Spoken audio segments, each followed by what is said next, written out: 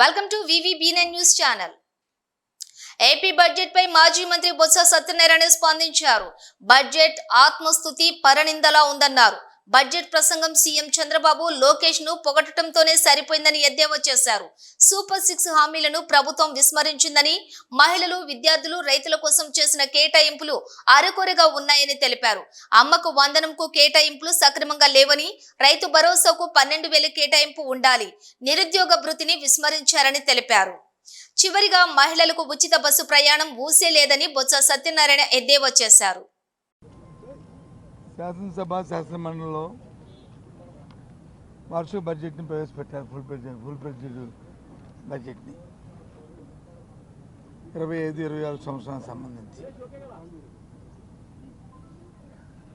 బడ్జెట్ని ప్రారంభించిన దగ్గర చూసాం. అంతా ఆత్మస్తుతి పరనింద, గత ప్రభుత్వాన్ని దూషించడం, తండ్రి కొడుకుల్ని పోడుకోవడం, ముఖ్యమంత్రి గారిని ముఖ్యమంత్రి తనని పోడుకోవడం.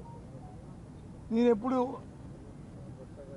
3 సార్లు ఈ రాష్ట్రంలో నేను క్యాబినెట్ మంత్రిగా చేశాను. ఇప్పుడు భగవంతుడి దయ వల్ల, ప్రజల దయ వల్ల ఎల్ఓపిగా కూడా ఉన్నాను. 3 సందర్భాల్లో ఎప్పుడు కూడా ఇంత స్థుతిని, ఈ రకమైన భాషని ఎప్పుడు కూడా చూడలే. చాలా దురదృష్టం ఈ సాంప్రదాయం, ఈ సంస్కారం, ఈ సాంప్రదాయం.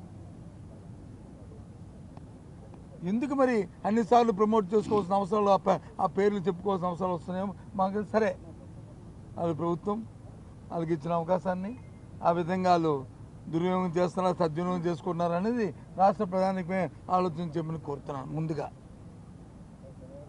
ఇక బడ్జెట్లోకి వెళ్తే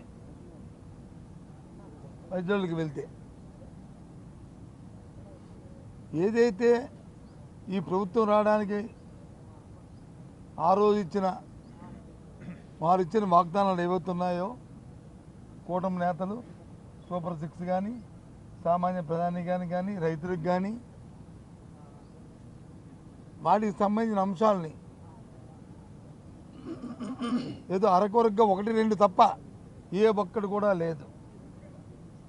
షూరిటీ అనడానికి బదులు ప్రభుత్వం మోసం చేసింది, వంచింది అన్నో న్యాయం. ఆ పదానికి ఈ పదాలే దానికి అర్థం వస్తాయి. ఎందుకంటే సూపర్ 6 అన్నారు, లేదు మహిళకు వచ్చి 18 సంవత్సరాలు నేను మహిళకి 15,000 రూపాయల లెక్కని ఇస్తామన్నారు.